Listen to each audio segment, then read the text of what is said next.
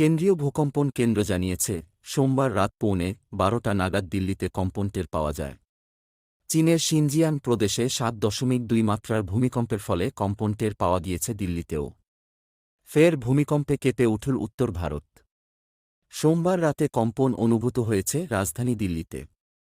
গভীর রাতে ভূমিকম্প অনুভূত হওয়ায় দিল্লিবাসীর একাংশ রাস্তায় নেমে এসেছেন। আতঙ্ক ছড়ায় জনসাধারণের মধ্যে। ক্ষয়ক্ষতির পরিমাণ জানা যায়নি এখনও পর্যন্ত। কেন্দ্রীয় ভূকম্পন কেন্দ্র জানিয়েছে, সোমবার রাত 12:15 নাগাদ দিল্লিতে কম্পন টের পাওয়া যায়।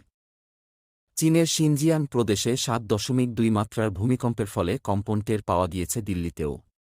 ভূমিকম্পের উৎসস্থল নেপাল চীন সীমান্তে মাটি থেকে 80 কিমি গভীরে।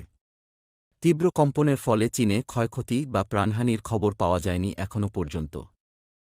গত 11 জানুয়ারি ভূমিকম্পে টের পাওয়া গিয়েছিল দিল্লি এনসিআর সহ উত্তর ভারতের একাংশে।